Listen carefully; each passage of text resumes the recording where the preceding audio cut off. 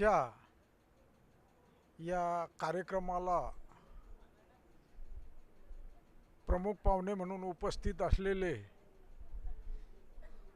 स्टेजवरील श्रीयुत वाकडे साहेब, श्रीयुत नगराळे साहेब, शंभरकर साहेब आणि इथं जमलेले सर्व शेतकरी बंधू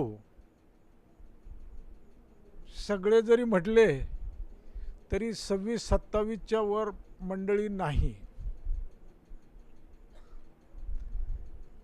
मंडळी कितीही असली,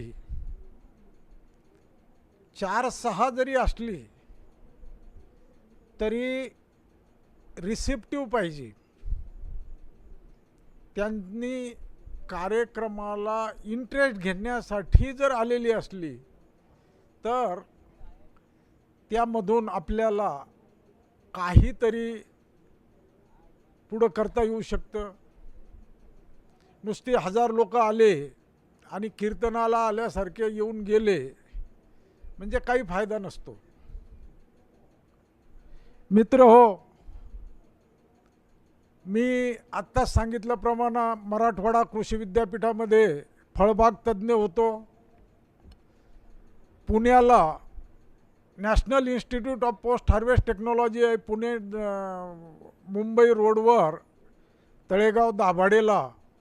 ती 1996 साली मी सुरू केली. त्या काळामध्ये हॉलंड गव्हर्नमेंटकडून 6.5 कोटी रुपये आम्ही घेतले आणि ती आता फार मोठी भव्य दिव्य अशी इन्स्टिट्यूट उभी केलेली आहे. आणि त्याच काळामध्ये भारतातून समुद्रमार्गे आंबा निर्यातीचे मी प्रयोग घेतले. त्या काळामध्ये अपेडा नवी दिल्लीच्या सहकार्यानं आम्ही सारखे 4 वर्षे समुद्रमार्गे आंबा पाठवायचो.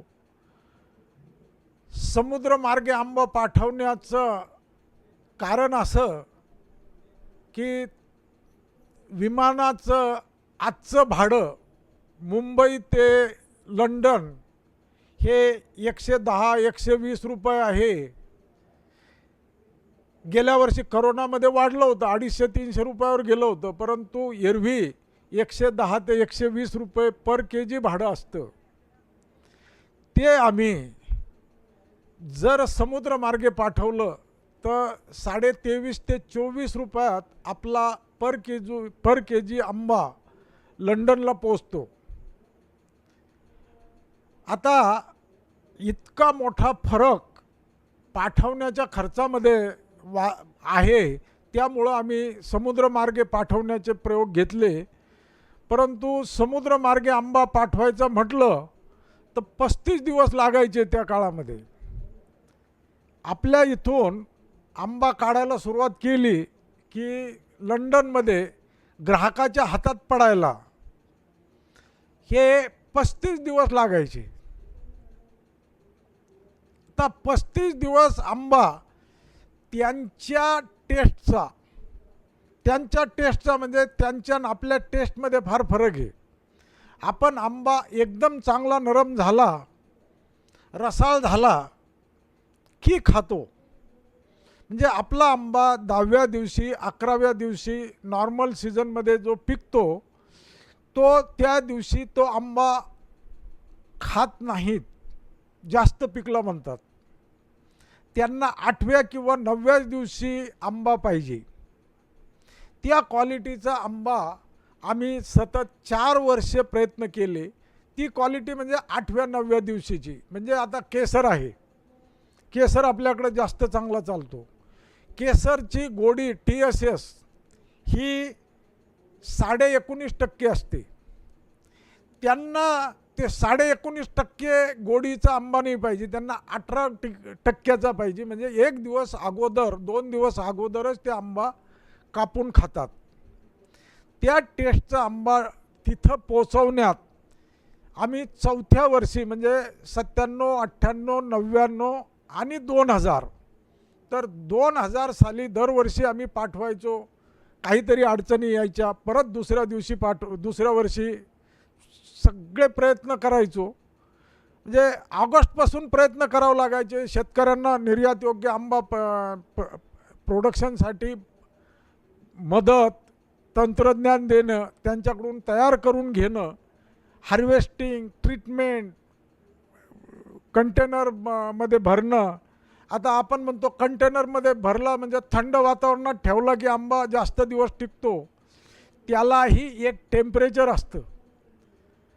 12.5 डिग्रीच्या खाली जर कधी आंबा ठेवला तर त्याला चिलिंग इंजुरी होती, आंबा कडक होऊन जातो, पिकत नाही, कच्चा आंबा ठेवावा लागतो.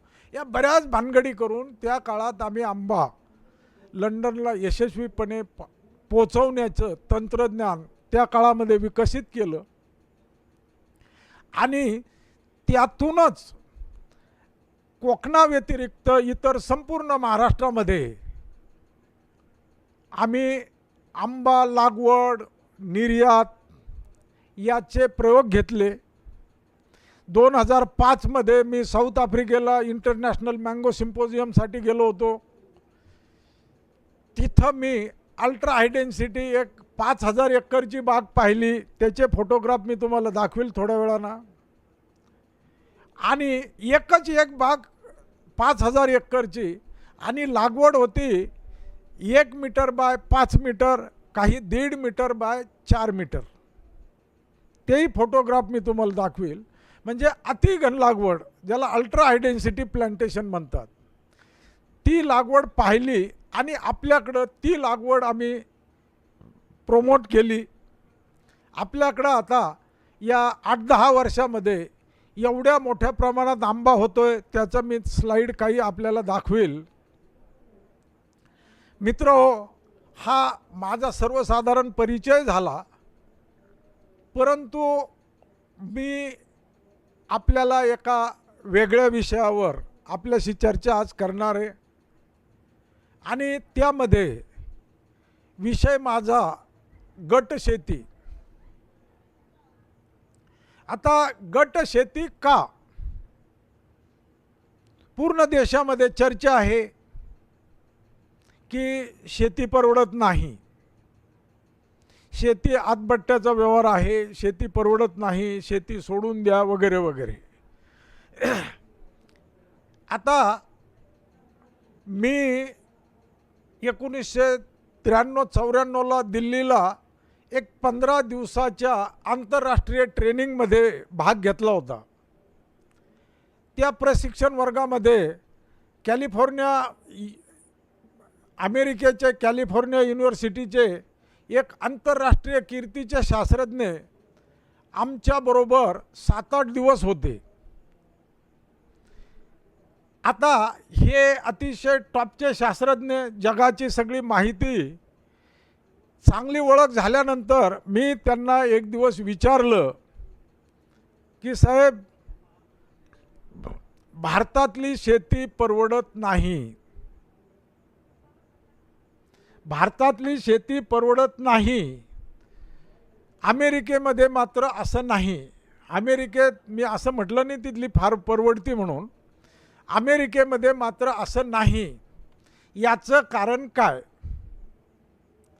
आता असं विचारल्यानंतर माझी अपेक्षा होती की हे लंबचौडं उत्तर देतील. कसं, किंवा तुमच्याकडं पाणी कमी आहे, शेतकरी कष्ट कमी करतात, तंत्रज्ञानाचा वापर कमी आहे, राजकारण आहे वगैरे वगैरे लंबे चौडे उत्तर मिळेल अशी अपेक्षा मला होती. परंतु त्यांनी एका वाक्यात उत्तर दिलं,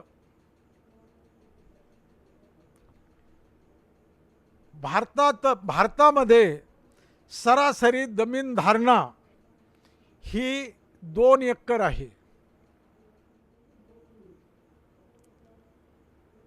ही कमी जमीन धारणा असल्यामुळं नॅचरलीच शेतकरी हा सुशिक्षित झाला की बाहेर जातो, नोकरीला जातो. अशिक्षित शेतकरी शक्यतोवर शेतीमध्ये राहतो. दुसरी गोष्ट म्हणजे जे ॲक्युरेट टेक्नॉलॉजी असते, तंत्रज्ञान, हा परफेक्ट तंत्रज्ञान मिळत नाही. शेतकरी करून पाहतो, परफेक्ट तंत्रज्ञान नाही मिळालं की फेल होतो आणि मग तो त्या शेतीपासून नाराज होतो की बाबा हे काही खरं नाही आपलं. तिसरं म्हणजे हलाख्याची आर्थिक व सामाजिक परिस्थिती. शेतकऱ्याला गरीब असल्यामुळं, लहान शेतकरी असल्यामुळं समाजामध्ये त्याचं सोशो इकॉनॉमिक स्टेटस हे फार कमी असतं. समाजामध्ये एखादा छोटासा अधिकारी किंवा एखादा क्लर्क बँकेत गेला तर त्याला बँक मॅनेजर बसा म्हणतो, परंतु शेतकरी गेला तर त्याला थोडंसं थांबा म्हणतो, नंतर या. त्याला जी किंमत क्लर्कला दिल्या जाते तितकीही किंमत या शेतकऱ्याला समाजामध्ये नसते. आत्मविश्वासाचा अभाव, आत्मविश्वास, नवीन काही करायचं म्हटलं की लवकर त्याची हिंमत होत नाही. धोका सहन करण्याची म्हणजे क्षमता कमी असते. जरासा उघडीप पडला, ड्रॉट पडला तर शेतकरी म्हणतो आता नंतरचं खतं द्याव का नाही, नंतर पाऊस जर उघडला तर काही खरं होणार नाही. म्हणजे धोका सहन करण्याची ताकद त्यामध्ये कमी असते. त्याचबरोबर आता हे बदलतं हवामान बदलत राहतं. यावर्षी मोठ्या प्रमाणात कापसाचं नुकसान झालेलं आहे, सोयाबीनचं नुकसान झालेलं आहे सारखा पाऊस राहिल्यामुळं. आणि शेवटी म्हणजे आपला शेतकरी लहान जरी असला, किती काही म्हटलं तरी भावाच्या बाबतीत ही जगाशी स्पर्धा करावी लागते. हे बघा, आता किती 2 एकरवाला जरी शेतकरी असला, 1 एकर त्याचं सोयाबीन असलं, त्याचे सोयाबीनचे भाव हे आंतरराष्ट्रीय लेवललाच ठरले जातात. जगातले भाव कमी झाले तर कमी होतात, वाढले तर वाढतात. आयात केला सोयाबीन, आता सध्या आयातीचा प्रकार चालू आहे, आयात केले तर एकदम भाव कमी होतात. ही स्पर्धा यामध्ये या शेतकऱ्याला टिकून राहणं आवश्यक आहे. टिकला तरच तो पुढे जाऊ शकतो. आता या गोष्टी परदेशातला जो शेतकरी असतो, ब्राझीलमध्ये 30-30, 40-40 हजार एकर एका शेतकऱ्याचा कापूस असतो. सरसगट 30-40 हजार एकर म्हणजे 10-12 गावं, 15 गावं एका जणाचा नुसता कापूस असतो. आणि हा कापूस एवढा मोठ्या प्रमाणात असल्यामुळं तो तंत्रज्ञान पूर्ण वापरतो. तंत्रज्ञान पूर्ण वापरल्यामुळं त्याचीच जिनिंग, त्याचीच प्रेसिंग सगळं त्याचं एकट्याचंच असतं. कुठून मार्केटमधून खरेदी करायची त्याला गरज नसते. आता इतका 30-40 हजार एकर कापूस एकाच शेतकऱ्याचा असतो. म्हणजे आपल्या इतके शेतकरी तिथं असूच शकत नाही. पूर्ण ब्राझीलमध्ये 950 ते 950 शेतकरी फक्त कापूस ग्रोवर आहेत. आता अशा परिस्थितीमध्ये आपण आपल्या शेतकऱ्याला ह्या एवढ्या अडचणीला जे तोंड द्यावं लागतंय, अशा परिस्थितीमध्ये मग काय करायचं? आपल्याकडं एवढ्या मोठ्या प्रमाणात शेती तर वाढवता येत नाही, कोणी वाढूनही देणार नाही. शेती वाढून देऊ शकतं का कोणी? मग अशा वेळेस एकमेव एक मार्ग मला जो दिसला तो म्हणजे गटशेती. ही गटशेती जर समजा एका गावातल्या शेतकऱ्यांनी टोटल तंत्रज्ञान वापरून, समजा त्या गावामध्ये कापूस घेतात, मी नवीन क्रॉप घ्या असं बिलकुल म्हणणार नाही. जे क्रॉप आपण घेतो तेच क्रॉप जर कधी टॉपचं घेतलं, अतिशय तंत्रज्ञान वापरून सगळ्यांनी एक पद्धतीनं घेतलं, एका मोठ्या PhD डॉक्टरची जर कधी टेक्नॉलॉजी घेतली आणि पूर्ण तंत्रज्ञान वापरलं तर त्याच्या उत्पन्नामध्ये 4-4.5 पटीपर्यंत वाढ होऊ शकते. हे आमच्या गटशेतीमध्ये, मी जालना जिल्ह्यामध्ये जालना, औरंगाबाद आणि काही प्रमाणात बुलढाणा जिल्ह्यामध्ये गेल्या 1986 पासून हे सिद्ध केलेलं आहे. आता हे बघा, आपण किती व्हॅल्यू ॲडिशन म्हटलं, कितीही मूल्यवृद्धी म्हटलं, नुसतं मूल्यवृद्धीमुळं शेतकऱ्याचं उत्पन्न वाढणार नाही. हे बघा, मी तुम्हाला काही आकडेवारी सांगतो.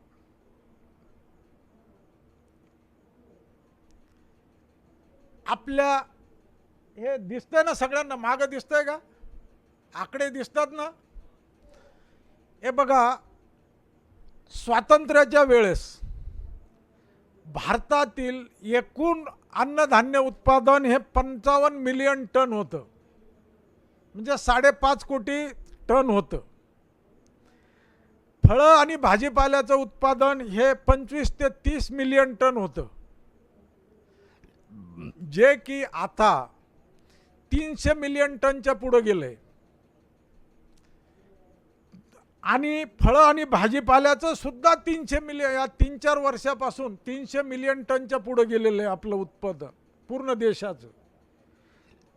म्हणजे आपलं उत्पादन आता स्वातंत्र्याच्या वेळेसपेक्षा 6 पट अन्नधान्याचं उत्पादन वाढलेलं आहे आणि फळभाज्याचं उत्पादन तर 10 पट वाढलेलं आहे.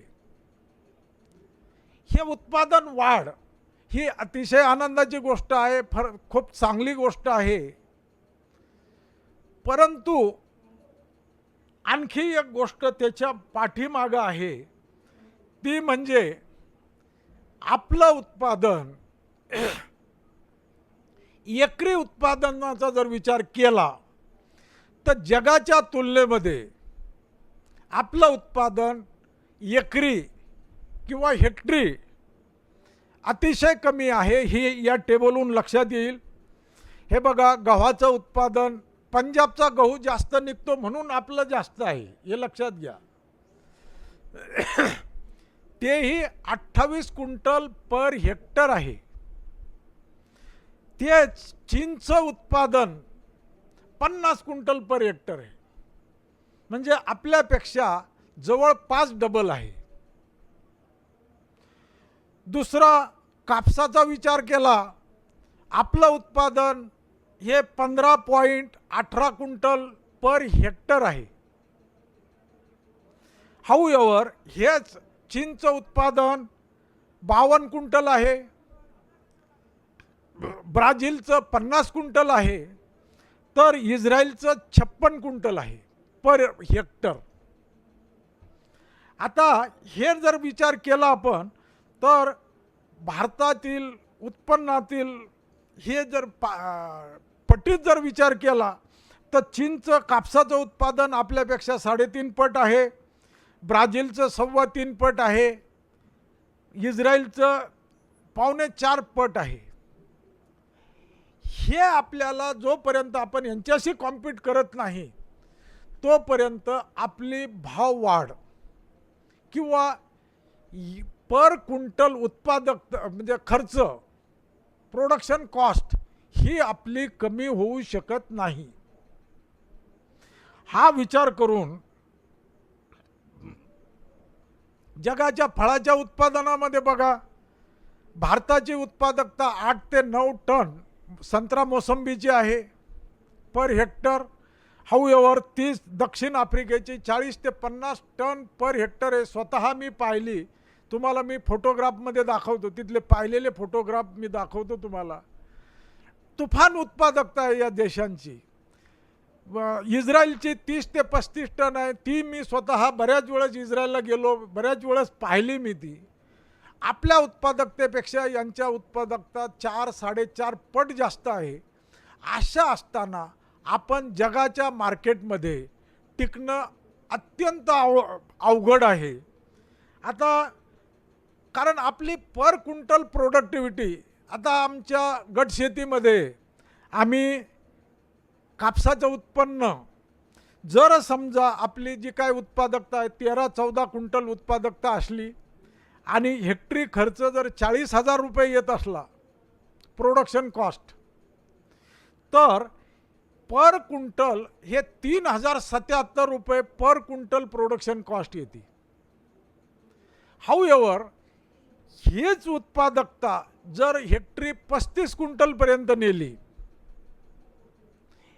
35 क्विंटल मी म्हणतोय, आम्ही 20 क्विंटल सरासरी 19 गावामध्ये आमची एकरी पर एकर आमची 20 क्विंटल आहे. आपली जर कधी 13, 13.5, 14 टनापर्यंत जरी सरासरी गेली तरी 35 क्विंटल पर हेक्टर उत्पादकता येऊ शकते. याला खर्च आपला वाढल, पण वाढून वाढणार किती आम्ही कॅल्क्युलेट केलेला आहे. जास्तीत जास्त 60,000 रुपये हेक्टरी खर्च येतो. या 60,000 रुपये भागेला जर 35 क्विंटल केलं तर हे प्रोडक्शन कॉस्ट एकदम कमी होऊन 1714 पर्यंत खाली येऊ शकते. हा कृपया आपण विचार करणं अत्यंत आवश्यक आहे. यामध्ये प्रोडक्शन कॉस्ट पर क्विंटल कमी करायचं म्हणजे एकरी प्रोडक्टिव्हिटी वाढवायची. आता आपण एक लक्षात घ्या, आपण व्हॅल्यू ॲडिशन म्हणतो, काढलीनंतर आपण जिनिंग केलं, आपलं व्हॅल्यू ॲडिशन केलं, सगळं प्रक्रिया केली, तर जास्तीत जास्त कापसाला 6,000च्या ऐवजी 6,500 पर्यंत भाव मिळेल. हे तर मान्य आहे ना. याच्यापेक्षा जास्त आपण काही जिनिंग केलं, काही केलं, तर याच्यापेक्षा जास्त तर मिळू शकत नाही. परंतु एकरी आपली जी 6, 7, 8 क्विंटल उत्पादकता आहे, ही जर आपण 15, 16 नेली, सरासरी म्हणतो मी, तर आपल्याला डबल फायदा होऊ शकतो ना. एकदम डबल उत्पन्नात फायदा होऊ शकतो. आणि खर्च टेक्नॉलॉजी वापरल्यानं खर्च 10 ते 15% वर जास्त वाढत नाही. हे कृपया लक्षात घ्या. आणि हे आमच्या गट शेतीमध्ये आम्ही जालना बुलढाणा जिल्ह्यामध्ये सिद्ध केलेलं आहे. स्टेजवर माननीय वाकडे साहेब आहेत. वाकडे साहेब चीफ जनरल मॅनेजर होते औरंगाबादला, तुमच्या महाराष्ट्र ग्रामीण बँकेचे. त्यांचे आमच्या गट शेतीला नेहमी व्हिजिट असायची. त्यांनी ते नेहमी ऑब्झर्व केलेलं आहे. 8-10 वर्ष त्यांनी आम्हाला ड्रीपसाठी फायनान्स केलेलं आहे. ते आमच्याबरोबर होते. त्यांनाही आपण नंतर माझ्या भाषणाच्या शेवटी एक 5 मिनटं त्यांच्याशी आपण चर्चा करा. प्रॅक्टिकल काय आहे मी आपल्याशी चर्चा करणार आहे, ते प्रॅक्टिकल आणि पुढं जाण्यासाठी, पुढं आपणही काही करण्यासाठी. मी इथून भाषण करून गेलो, मी औरंगाबादला असतो, भाषण करून गेलो म्हणजे निघून गेलो असं नाही. काही प्रमाणात इकडेही आम्ही गटशेती सुरू केलेली आहे. यवतमाळला महाकेसरचं आम्ही ग्रुप केलेला आहे. यवतमाळ जिल्ह्यामध्ये महाकेसर म्हणजे आंब्याचा ग्रुप केलेला आहे. अशा प्रकारची वेगवेगळ्या प्रकारची प्रत्यक्ष गटशेती प्रत्यक्षात करणं, तर आपल्याला काहीतरी तरुणोपाय आहे असं मला वाटतं. आता हे आम्ही आमची जी गटशेती करतो, ह्या गटशेती ॲग्रो इंडिया गटशेती संघ आम्ही स्थापन केलेला आहे 19 गावामध्ये. आणि त्याचे सबसंघ प्रत्येक गावामध्ये आहे. यामध्ये गटशेती सुरू केली 86-87ला. 2000 पासून तिला फार मोठ्या प्रमाणात चालना भेटलेली आहे. गटशेतीमधून संपूर्ण गाव हा ओव्हरऑल विकास करण्याचं आमचं ध्येय असतं. नुसतं शेतीच नाही, शेतीबरोबर इतर उद्योगधंदेसुद्धा कसे चालना मिळेल हे आम्ही पाहतो. सर्व गावातील गटातील गावात हे असा एकमेकांचा समन्वय, जे गावामध्ये ताणाताण्या भांडणं हे असतं, ते आम्ही कमी करायचा प्रयत्न केलेला आहे. त्यानंतर विक्री व्यवस्था, विक्री आम्ही पणन करतो, सेल आउट करत नाही. आपण पणन आणि विक्री, सेल आणि मार्केटिंग. सेल आणि मार्केटिंगमध्ये काय फरक असतो? सेल म्हणजे विकून टाका. कापूस काढतो आपण, कापूस काढला, घरात ठेवला, तोपर्यंत सगळी मेहनत करतो, फवारण्या काय नाही ते औषधी खतं पाणी सगळं करतो, आणि घरात साठवून ठेवला की मग टेन्शन येतं की कुठं आग लागते का, कुठं मुलं खेळताना काही त्रास होतोय का, उंदरं खातात काय. मग आपण याला विकून टाका म्हणतो, सेल आउट, जिथं मिळेल तिथं लवकरात लवकर याला विकून टाका. आपण त्याचं पणन करायला पाहिजे. पणन म्हणजे आपण जिनारला भेटायचं, सगळ्यांनी मिळून त्याची क्वालिटी सांगायची, हार्वेस्टिंग, क्लीन कॉटन हार्वेस्टिंग करायचं, आणि त्याच्या धाग्याची स्ट्रेंथ आपल्याला कशी चांगली राहील ही तज्ज्ञाच्या मार्गदर्शनाखाली आपण करायचं, जेणेकरून मार्केटमध्ये आपल्याला काहीतरी 300-400 रुपये 500 रुपयापर्यंत जास्त रेट मिळेल. आम्ही देऊळगाव राजाला आमचा कापूस आला आहे, आम्हाला 300-400 रुपये तरी शिल्लक रेट भेटतो, फक्त ओनली बिकॉज ऑफ क्वालिटी. आता हे गट शेती करायची म्हणजे काय तुम्हाला एक सांगतो मी. याच मार्गाने 1925-30च्या दरम्यान भारतामध्ये विशेषतः महाराष्ट्रामध्ये कोऑपरेटिव्ह चळवळ उदयास आली, चालली, वाढली, नंतर खाल्ली, चालवणारे मोठे झाले, शेतकरी मात्र फारसे मोठे झाले नाही. त्यानंतर ती संपत आली. 90-95च्या दरम्यान बराच सेटबॅक बसला या कोऑपरेटिव्ह चळवळीला, आणि त्याच पद्धतीचं गटातील सर्व गावातील शेतकऱ्यांना एक येऊन एका पद्धतीचं पीक करावं ही संकल्पना मी पुढं आणली. गट शेतीचा पहिला शब्द मी उच्चारला 1986 साली. ती 2006 पर्यंत वाढवत नेली. सरकारी दरबारी तिला नाव आलं, आणि त्यानंतर गट शेती हा शब्द पुढं आला. ह्या गट शेतीमध्ये सर्व गावातील शेतकऱ्यांनी सामूहिकपणे एकत्र यायचं, सामूहिकपणे एकच एक पीक पद्धती घ्यायची. सामूहिक पीक पद्धतीमध्ये तंत्रज्ञान मात्र अचूक वापरायचं. चांगल्यात चांगल्या तज्ज्ञाचं शेतकऱ्यांनी तंत्रज्ञान घेतलं तरच तो यशस्वीपणे पुढे जाऊ शकतो. आणि तंत्रज्ञान घेण्यासाठी नवीन तंत्रज्ञान आज गावामध्ये एखादा तज्ज्ञ आला, एखाद्या शेतकऱ्याला जर नवीन काही सांगितलं त्यांनी, आणि समजा कापूस लागवडीसाठी त्यांना काही अल्ट्रा हाय डेन्सिटी अतिघन लागवड करा म्हटली, ती जर कधी त्यांना व्यवस्थितपणे टेक्नॉलॉजी नाही वापरली तर त्याला एकदम सेटबॅक बसतो. म्हणजे तो काय म्हणतो, ही टेक्नॉलॉजीच फेल आहे, या टेक्नॉलॉजीमध्ये दम नाही. हाऊएव्हर ती टेक्नॉलॉजी जर साधारणतः 10 शेतकऱ्यांनी वापरली, 10 शेतकऱ्याला मात्र देताना त्या तज्ज्ञांनी लागवडीच्या पूर्वी, लागवड सुरू असताना, लागवड पीक उभं असताना 3-4 वेळेस असे 4-5 वेळेस नेहमी भेटी देऊन उत्पादन यश मिळेपर्यंत ती टेक्नॉलॉजी त्यानं वापरायला पाहिजे.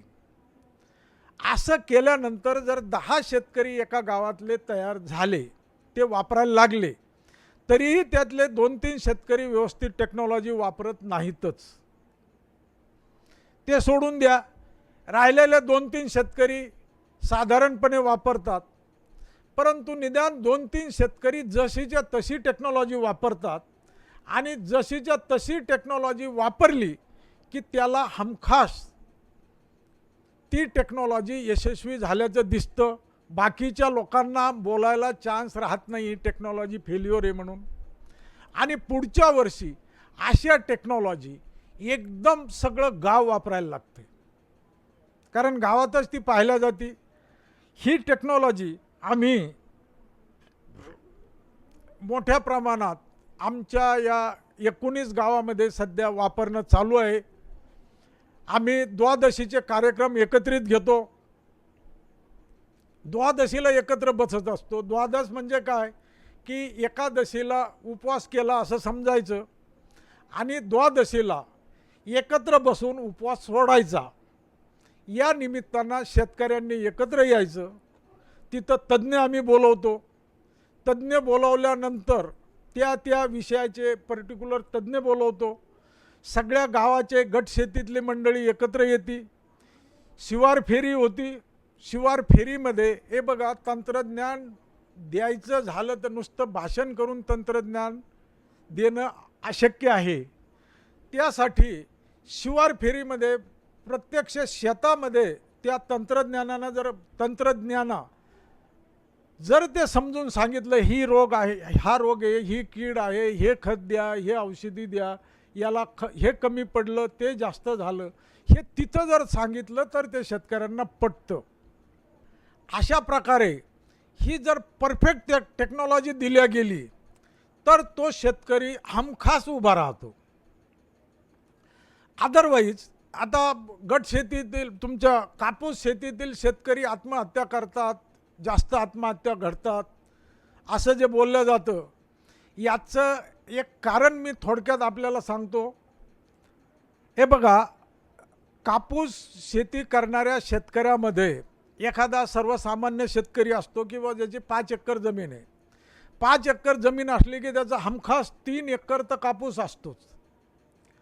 तो हंगामाच्या सुरुवातीला, लागवडीच्या हंगामाच्या सुरुवातीला ठरवतो, या वर्षी आपण टॉपचं उत्पादन घेऊ, जे लागल ते टाकू, आणि 3 एकरमध्ये एकरी 25,000 रुपयापर्यंत खर्च तो करतो. एकूण खर्च होतो 75,000 रुपये.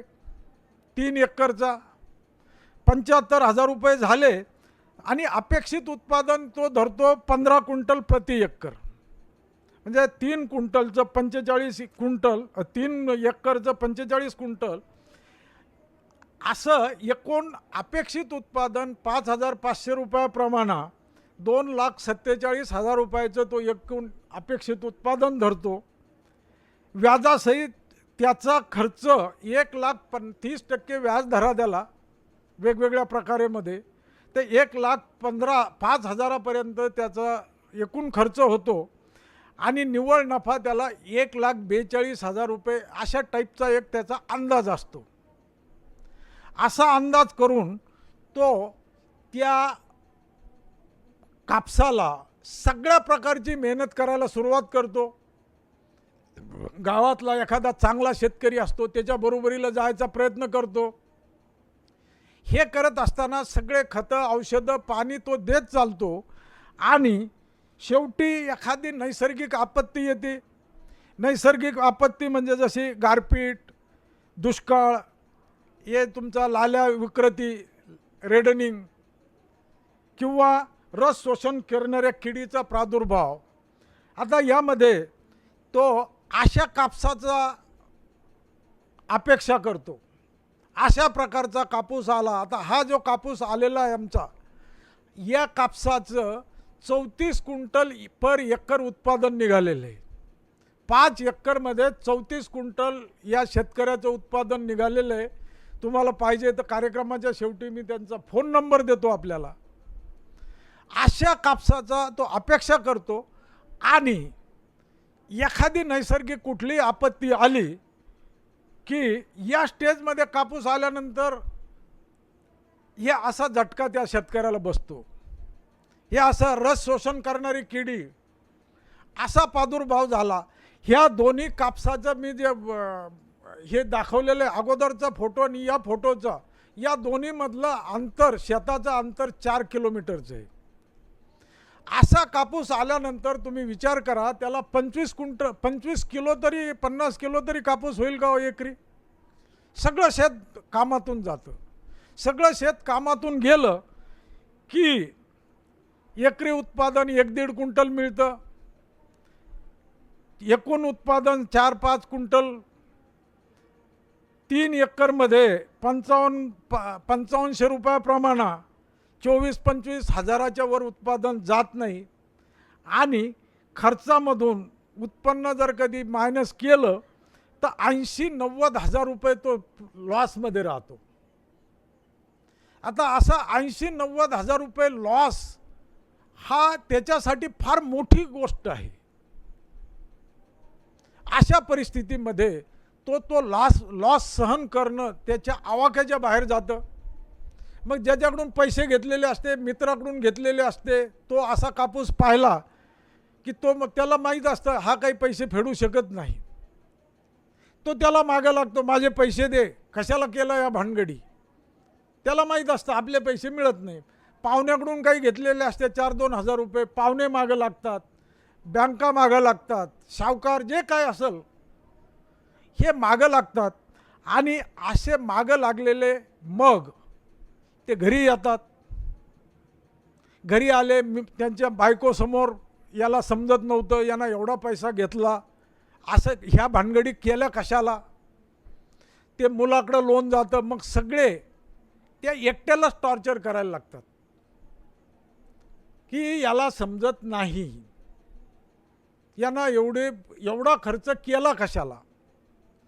आणि अशा याच्यामध्ये एखादा दुर्बल मनाचा शेतकरी असला तो मग वेगळा विचार करतो. आता तो विचार आपण न बोललेला बरा, तो कुठपर्यंतही जाऊ शकतो, कारण त्याला मार्गच राहत नाही.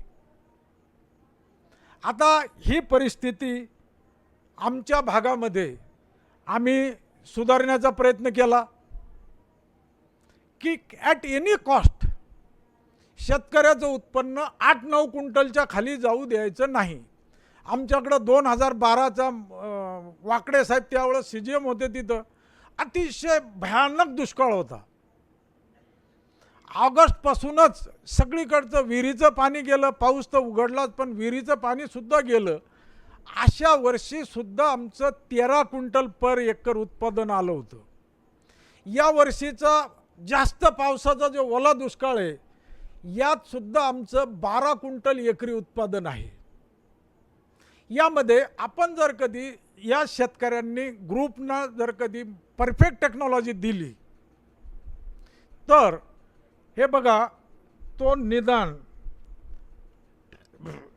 ठिबक सिंचनाचा वापर, लाल्या रोगाचं योग्य व्यवस्थापन आणि हे रस शोषण करणाऱ्या किडीचं व्यवस्थापन, हे आपण जर कधी शेतकऱ्याच्या बरोबर राहून, तज्ज्ञांना नुसतं स्टेजवर मार्गदर्शन करून चालत नाही, फील्डला व्हिजिट करून जर कधी त्याला मार्गदर्शन केलं तर मात्र आपल्याला या सगळ्या याच्यातून बऱ्याच मोठ्या प्रमाणात यश मिळवता येतं. आणि त्याचं उत्पन्न आपण जर कधी जास्तीत जास्त 8 क्विंटलच्या खाली ॲट एनी कॉस्ट आलं नाही पाहिजे. हे जर कधी आपण टेक्नॉलॉजी त्याला दिली तर एक लक्षात घ्या, 8 क्विंटल जरी एकरी उत्पादन निघालं तर 8 त्रिकत 24 क्विंटल होतं. 24 गुणिले 5 म्हणजे तुमचं 5,500, 1,32,000 रुपये उत्पादन होतं. त्यामधून हे 1,05,000 रुपये तो सगळ्यांचे पैसे देऊ शकतो, मित्राचे, पाहुण्याचे, बँकेचे, जे काय घेतलेले त्यांना ते देऊ शकतो. हे पैसे ज्याचे त्याला मिळाल्यानंतर ना नफा ना तोटा जरी शेती राहिली तरी हे मित्र नातेवाईक सगळे घरी बसले, यांची मिसेस सगळे बरोबर बसले तर सगळे हे म्हणतात की यांनी फार चांगली हिंमत यावर्षी केली होती. काय करतात, थोडंसं नॅचरल कॅलॅमिटी आली, नैसर्गिक आपत्ती आल्यामुळं उत्पन्न कमी झालं, परंतु पुढच्या वर्षी यांनी परत मोठ्या प्रमाणात हे करावं जेणेकरून याला मोठ्या प्रमाणात फायदा होईल. तर हे तंत्रज्ञान आम्ही आमच्या गटशेतीच्या माध्यमातून करतोय. आता हे तंत्रज्ञान म्हणजे काय, आम्ही जे केलं आहे 2003-04 पासून हे तंत्रज्ञान आमच्या वापरात आहे. नवीन तंत्रज्ञान म्हणजे असं काही वेगळं तंत्रज्ञान फारसं नसतंय. काही थोडीशी सुधारणा केली आपला शेतकरी करू शकतो. आपला शेतकरी फक्त शिकलेला कमी असतो, त्याचं टॅलन्सी कमी नसते, हे कृपया लक्षात घ्या. त्याला फक्त एक्सपोजर कमी असतं, त्याची टॅलन्सी हुशारी त्यामध्ये जराशीही कमी नसते. त्याला जर त्याच्या भाषेत ते तंत्रज्ञान दिलं तर तो अतिशय चांगल्या प्रकारे ते तंत्रज्ञान वापरू शकतो. त्यामध्ये अतिघन लागवड, ठिबक, बेसल डोस, शेतकरी जनरली कापूस लागवड करताना बेसल डोस देत नाहीत. बेसल डोस देणं अत्यंत फायद्याचं आहे आणि अत्यंत गरजेचं आहे. ठिबक जर असलं तर बेसल डोस देता येतो. माती परीक्षणाद्वारे सूक्ष्म अन्नद्रव्याचा वापर जो लाल्यावर आपल्याला जर कंट्रोल करायचं असलं तर सूक्ष्म अन्नद्रव्याचा वापर हा अतिशय गरजेचा ठरतो. आणि वाढीचं व्यवस्थापन म्हणजे आपण जे दाट लागवड करतो त्यामध्ये कॅनॉपी मॅनेजमेंट, घेर मॅनेजमेंट जर ठेवलं तर आपल्याला यामधून फार मोठ्या प्रमाणात यशस्वीता मिळवता येऊ शकते. आता हे अत्यंत टॉपचा कापूस उत्पादनासाठी आम्ही जे तंत्रज्ञान वापरतो ते तंत्रज्ञान म्हणजे 4x1 किंवा 3.5x1 फुटावरची लागवड, दक्षिण उत्तर लागवड करतो, ठिबक सिंचन, माती soil testing, basal dose, canopy management आणि एकात्मिक प्लांट प्रोटेक्शन, इंटिग्रेटेड तुमचं पेस्ट मॅनेजमेंट. आणि हे पिकं बघा, हे कापसं हे अर्थातच मी जे फोटो घेतलेले आहेत हे जिथं टॉपचं उत्पादन मिळतंय तिथले फोटो आहे. सर्वसाधारण यातले सुद्धा फोटोग्राफ्स तुम्हाला हे उत्पादन बघा, हे 2012चा फोटो आहे जे दुष्काळ पडला होता त्यावेळेस तिथं कमिशनर ॲग्रिकल्चर आले होते. त्यावेळेस आम्हाला या शेतातून 13 क्विंटल उत्पादन भयानक दुष्काळातलं भेटलेलं आहे. हे बघा, मी हरिडली घेतो. आता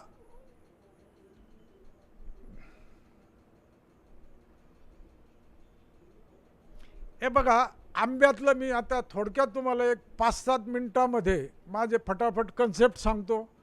एकरी तुम्हाला 4 ते 7 लाख रुपये जर कमवायचे असले तर आता आंब्यासारखी मजा नाही.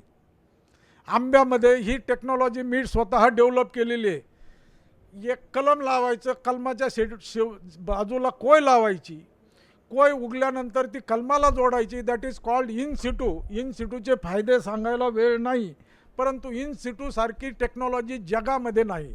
मी सगळ्या जगामध्ये आंबा लागवड पाहिलेली, स्वतः फिरलेलो आहे मी. इस्रायलपेक्षा साऊथ आफ्रिकेची टेक्नॉलॉजी टॉपची आहे. हे बाजूचे खोडं जोडलेले, लागवड करायची आंब्याची तर 1.5 बाय 4 मीटरची करावी. हे कृपया लक्षात घ्या. दक्षिणोत्तर 1.5 मीटर अंतर असावं, 4 मीटर पूर्व पश्चिम असावं. पाणी व्यवस्थापन हे मी फारसं सांगत नाही. सोयाबीनचा यावर्षी आम्ही गटशेतीद्वारे एका गावामध्ये 700 एकरवर सरासरी 14 क्विंटल उत्पन्न घेतलेले आहे. 700 एकरवर सरासरी 14 क्विंटल उत्पन्न, जे नॉर्मल सरासरी 7-6-7 होतं, ते आमच्या ह्या पूर्ण टेक्नॉलॉजीनं यावर्षी घेतलेलं आहे. गव्हाचं उत्पन्न 31 क्विंटल, हरभरा 13 क्विंटल. हे पाणी खतातील आम्ही जी बचत केलेली आहे, या टेबलला आम्हाला आंतरराष्ट्रीय लेवलचं ICIDचं पारितोषिक 2015मध्ये फ्रान्समध्ये भेटलेलं आहे. आमच्या गटशेतीलाच भेटलेलं आहे. गटशेतीतून या प्रकारचे उत्पन्न आमची वाढ झालेली आहे. खामखेडा गावाचा 6 वर्षामध्ये आम्ही 2.5 पट उत्पन्न केलेलं आहे. डबलिंग द इन्कम, माननीय पंतप्रधानाची जे एम आहे, अशा प्रकारे जर केलं तर याला डबल उत्पन्न तुम्हाला मिळू शकतं. डबलपेक्षा जास्त 3-4 वर्षात जाऊ शकता. सूक्ष्म सिंचनातून लसूण साहेबांनी आम्हाला ठिबक दिलं होतं. आम्ही त्यावेळेस म्हटलं लावला लसूण झाला कांदा. पूर्ण टेक्नॉलॉजीनं लसूण लावला आणि तो इतका मोठाला कांद्यासारखा झाला. हे आम्ही यशस्वी केलेलं आहे. अद्रकीमध्ये आम्ही 250 क्विंटल पर एकर, 250 क्विंटल ही अद्रक बघा. अशी अद्रक तुम्ही कांद्याचा सीड, हे आंब्याची ही अतिघन लागवड, ही अतिघन लागवड आम्ही शेतकऱ्यामध्ये राहतो. स्टेजवर भाषणं करून फिरत नाही आम्ही. हे शेतकरी घेऊन एका बागेत गेलेलो आहे. ज्या शेतकऱ्याचा एकरी दरवर्षी 7 लाख रुपये निघतात, एकरी एका एकरमध्ये. यावर्षी द्राक्षाच्या बागा तिसऱ्या वर्षी फेल झालेल्या आहे पश्चिम महाराष्ट्रातल्या. आता माझे पुढच्या महिन्यामध्ये संजय पांढरे समोर आहे, आम्ही तासगाव, सांगली, सोलापूरला आम्ही बरोबर 4 दिवस सारखे आमचे भाषणबाजी आणि बागाला पाहणी आहे. तिथले शेतकरी द्राक्षे काढून आंबा लावत आहेत. माझी विनंती ही विदर्भातल्या शेतकऱ्यांनी, मी विदर्भातच शिकलेलो आहे, विदर्भामध्ये आमचे अर्धे नातेवाईक विदर्भातही आम्ही यवतमाळला सुरू केलेलं आहे. विदर्भातल्या शेतकऱ्यांना माझी विनंती राहील की तुम्ही गट शेती करायची आंब्यापासून करा. प्रथमपासून मी गटानं केलं तर विनामूल्य मार्गदर्शन करायला तयार आहे. येऊन स्वतः तुमच्या इथं येऊन मार्गदर्शन करायला तयार आहे. एकरी उत्पन्न लाखात करा. उग 50,000चं निघलं, 40,000चं निघलं, रडत बसणं सोडा. आणि पूर्ण करायची जबाबदारी माझी. तुम्ही फक्त वापरा तसं. हे बागा बघा, तुम्ही ह्या बागा बघा. ही बाग तुम्ही कधी ही 1.5 बाय 4 मीटरवर अशी लावली, या 2 वळीमध्ये तुम्हाला मध्येच मेहनत करायची गरज आहे. मधून कधी छोटं ट्रॅक्टर लावलं तुम्ही फवारणीला तर फवारणी होती, मध्येच खतं टाकायचे, खोडाजवळ जायची गरज नाही, तिथं ठिबक. ह्या बऱ्याच गोष्टी आहे. वेळ कमी असल्यामुळं मी घाई करतोय. हे बघा, ही बाग एकरी 9 टन. गेल्या वर्षी 150 ते 200 रुपये भाव भेटला. तुम्ही आंबा एप्रिलमध्ये काढा, केसर आंबा एप्रिलमध्ये काढा, तुमच्या नागपूरमध्येच 250-300 रुपये भाव भेटतो 1 किलोला. 250-300 रुपये गेल्या वर्षी घेतले आम्ही पुण्या मुंबईला. डायरेक्ट सोसायटीमध्ये शेतकरी घेतात. हे आंबा खाली बसून फोटो घेतलेला आहे मी. हे आंबा बघा, हा आंबा बघा, हे आंबा बघा, हे जैनचा आंबा.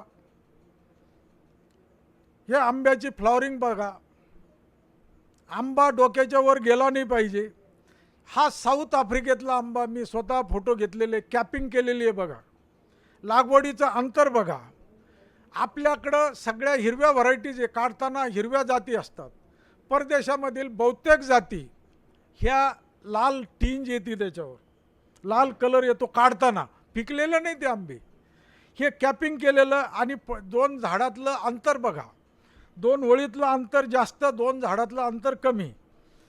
आणि हे आंबा मी मगा म्हटलं तुम्हाला 30 ते 40 टन पर हेक्टर निघतो. हा आंबा साऊथ आफ्रिकेतला आहे, मी स्वतः फोटो घेतलेले आहेत. हा आंबा 20-22 टन पर एकर निघेल का नाही हे तुम्हीच बघा. खालपासून वरपर्यंत फळं बघा तुम्ही. हा आंबा बघा, फळं बघा. आणि आंबा लागवड करायची म्हटलं तर विशेषतः कोकणाव्यतिरिक्त मराठवाडा, विदर्भामध्ये जर आंबा करायचा असला, अशा प्रकारचे विंड ब्रेक्स, उंच वाढणारे आजूबाजूला झाडं, वारा प्रतिबंधक झाडं लावणं अत्यंत गरजेचं आहे. ही बाग बघा, तिथली साऊथ आफ्रिकेची बाग. आता ही जरी 5,000 एकर बाग असली तरी त्याचे 5-5 एकरचे तुकडे करून त्याच्या बाजूला विंड ब्रेक्स लावलेले आहेत, वारा प्रतिबंधक झाडं लावलेले आहेत. 5,000 एकरला चौकडून एकदाच नाही लावलेलं. म्हणजे हवा ज्या जळा आहेत उन्हाच्या, विदर्भामध्ये टेम्परेचर फार जास्त असतं, ह्या जळापासून संरक्षण करणं, याच्या आणखी मेथडॉलॉजी मी तुम्हाला प्रत्यक्ष करत असले तर सांगेल, आज वेळ नाही.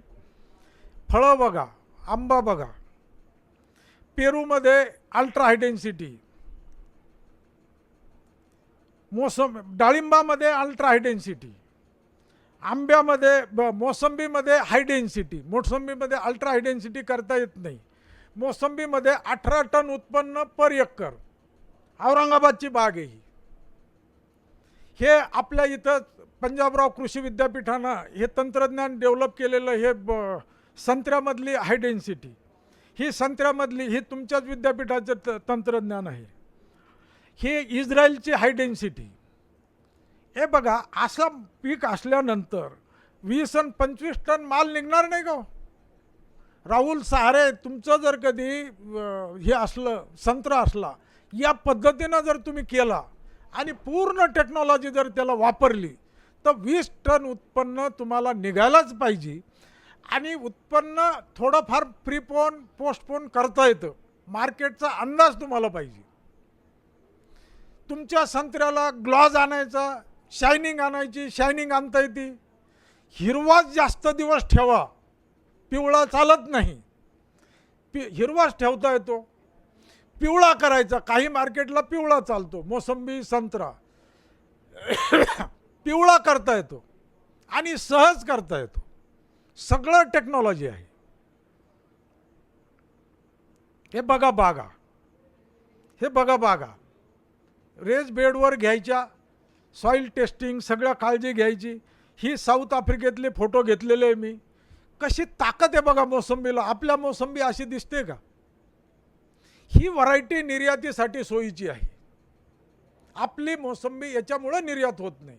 संत्रा जो निर्यात होतो तो फक्त तुमच्या जवळचे जे राज्य देश आहेत, युरोपला, अमेरिकेला आपला संत्राही निर्यात होऊ शकत नाही.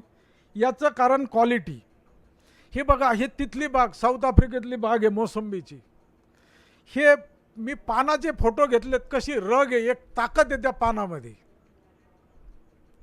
हे खोड बघा, सिट्रस म्हटलं की पहिलं त्या खोडाकडं बघावं लागतं. असं क्लीन खोड तिथल्या बागेतलं मी पाहिलेलं आहे. ही बाग दुरून फोटो घेतलेले. हे इस्रायलचं हाताळणी केंद्र आहे. असं हाताळणी केंद्र आपल्या इथं होणं आवश्यक आहे. हे जोहान्सबर्ग साऊथ आफ्रिकेचं मार्केट आहे. आपल्या इथं मार्केटमध्ये पावसाळ्यात गेलं तर घाण वास येतो. हे मार्केट पूर्ण फळं भाज्याचं मार्केट पूर्ण एसी आहे. आणि मार्केटमध्ये माल अशा प्रकारचा येतो कंटेनरमधून. आपला माल कसा येतो ते पहा. हे करायचं असलं तर आपल्याला हे मेकॅनिकल प्रूनिंग, तुमचं हे संत्रा, हे आम्ही द्वादशीचं सांगितलं तुम्हाला, तर मी लंब सांगत नाही. आमच्या 146व्या द्वादशीला त्यावेळेचे माननीय मुख्यमंत्री फडणवीस साहेब स्वतः आले होते. द्वादशीच्या दिवशी आले आणि त्यांनी त्या बेसिसवर गट शेतीची योजना महाराष्ट्रासाठी लागू केली. 200 कोटी रुपये ठेवले त्यावेळेस.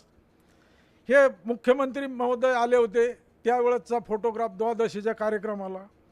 हे बाकीचे सगळे, हे पंतप्रधानाबरोबर आमची मीटिंग झाली होती दिल्लीला, त्यावेळेसचा हा फोटो आहे, डबलिंग द इन्कमच्या वेळेला.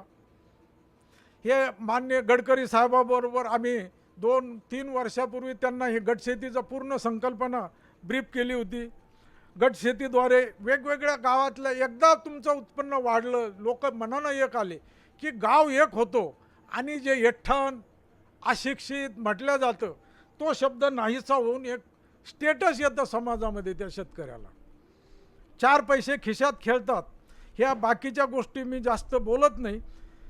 हे फक्त आता एक शेवटचा फोटो सांगतो. हा इस्रायलचा तज्ज्ञ परवा औरंगाबादला होता. परवा म्हणजे परवाच. आणि त्यानं एक गटशेतीचं 2,500 हेक्टरवर, म्हणजे 7-7,500 एकरवर केळीची लागवड, तो पाण्याची व्यवस्था करणार, जायकवाडीतून पाणी लिफ्ट, त्याच्यासाठी 800 कोटी रुपये. बराच मोठा प्रोजेक्ट. माझ्या सहकार्यांना पैठणमध्ये केळीचा एक घेतो, एक डेअरीचा प्रोजेक्ट आहे, एक फिशरीचा आहे, एक कुक्कुटपालनाचा आहे.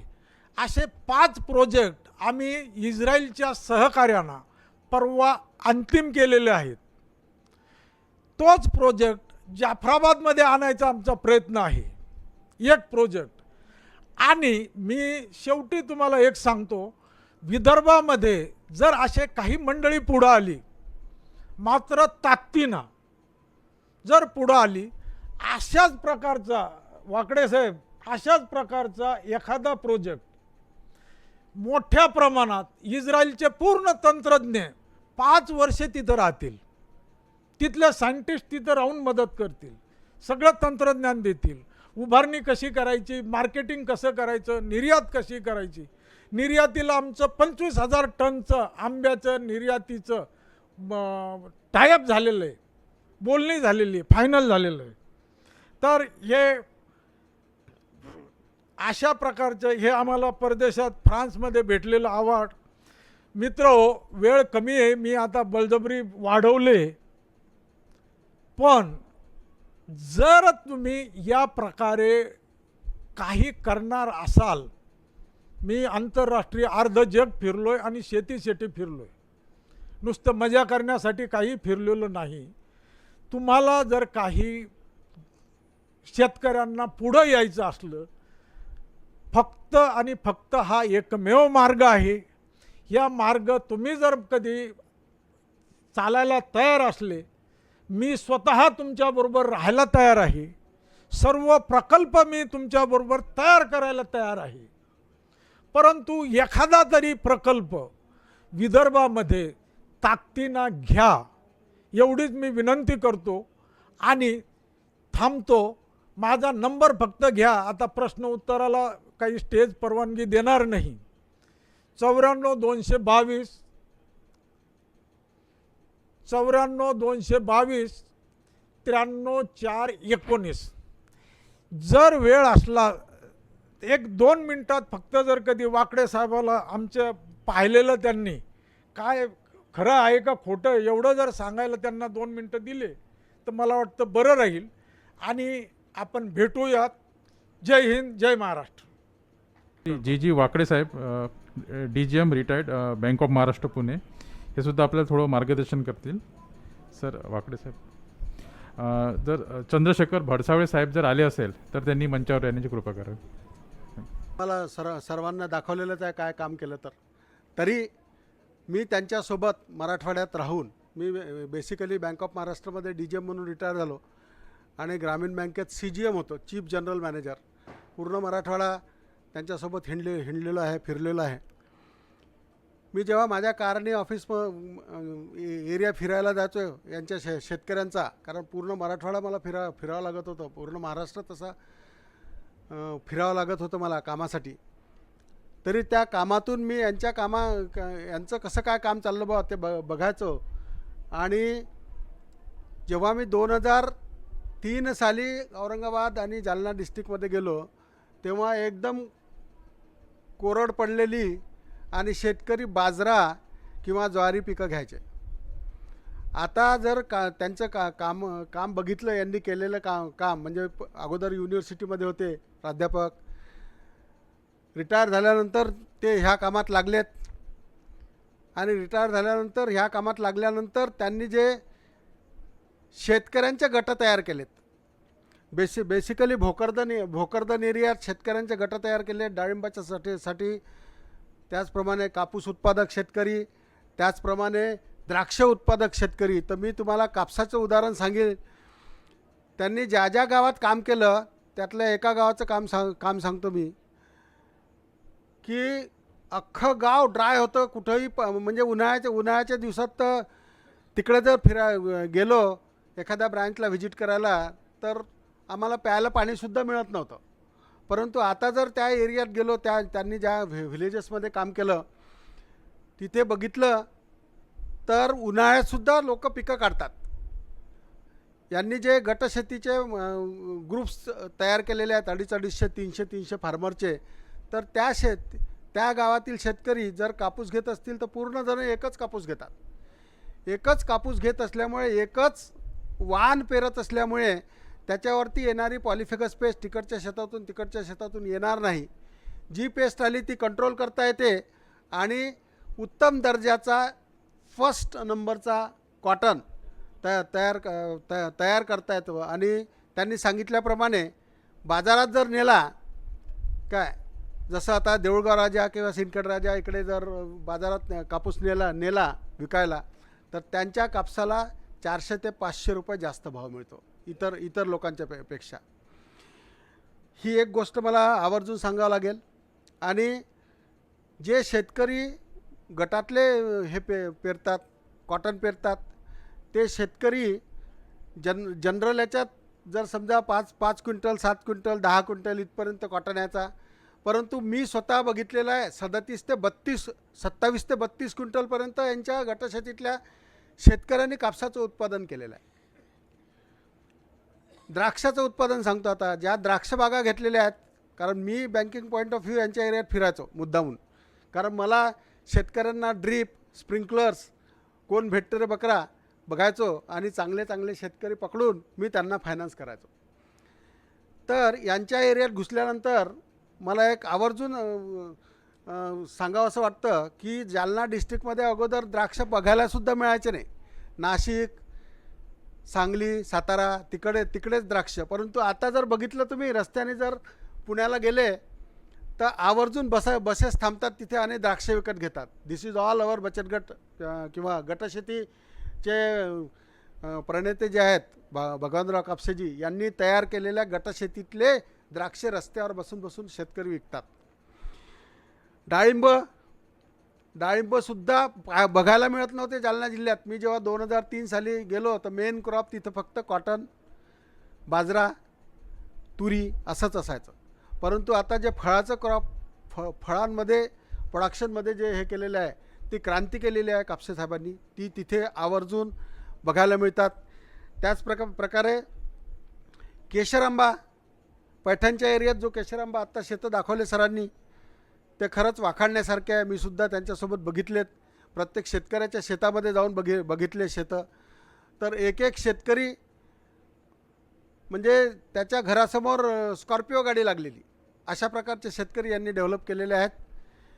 आयोजकाचा जास्त वेळ मी घेत नाही, त्यांच्या कामाबद्दल मला बोलायला त्यांनी संधी दिली त्याबद्दल कापसे साहेबांचे धन्यवाद. आणि शेतकऱ्यांना मी अवश्य सांगू इच्छील की त्यांनी जसं गटशेतीचा प्रयोग केला त्याच प्रकारे विदर्भातसुद्धा गटशेतीचा प्रयोग शेतकऱ्यांनी घ्यायला हरकत नाही. आणि कापसे साहेब तुम्हाला गटशेती आणि गटशेतीबद्दल कशा प्रकारे पुढे जावं हे सगळं सांगतील किंवा त्यांचं तुम्हाला तंत्रज्ञान घेता येईल. एवढे बोलून मी माझे 2 शब्द संपवतो. धन्यवाद. पुढारलेली मंडळी होती ती आली, त्यांनी ते सबमिट केले. त्या भानगडीतून मी तुम्हाला एक सांगतो, ही गटशेतीची जी फार मोठी डायनॅमिक हे आणलं होतं फडणवीस साहेबांनी, त्याची खाली माती झालेली आहे. तुम्ही गटशेती करायची, आपल्याबरोबर राहा आणि शासनाच्या वर विसंबून नका राहू. आपण करा, आपल्या मागे जे येईल तेवढं घेत चला. जर तसं नाही केलं तर तुम्ही नुसतं तिकडंच पाहत बसाल, उठलं की नागपूर, उठलं की नागपूर. तर हे माझं एवढं सांगणं आहे. करायचं आपल्या पायावर आपण करा. सर्वसाधारण लोकांनी शेती करण्याची परिस्थिती राहिलेली नाही. त्याच्यासाठी आपण गटशेती केली. सगळं आपण एक, माझ्या गटशेतीमध्ये मी एक सांगतो, माझ्या गटशेतीमध्ये वरची जी साय असते ना दुधावरची, सरपंच, माजी सरपंच हे काढून टाकत असतो मी. गावातली साय काढून टाकायची. हे बघा, पहिला शोषक शेतकऱ्याचा कोण आहे? पहिला शोषक आहे जो सध्याचा गावातला थोडासा सुशिक्षित, थोडासा तहसीलदार ऑफिसला जाणारा, TAO ऑफिसला जाणारा, हा पहिला त्याचा शोषक आहे. हा काढून टाकला आणि मूळ शेतकरी जो अवतं चालवतो तो मूळ शेतकरी जर धरला, ती गटशेती मी करतो. त्याच्यासाठी ही गटशेती आपल्याला करायची. ठीक आहे. आता बऱ्याच गोष्टी आहे, वेळ कमी आहे. 94-222 93-419 93-419 कापसे.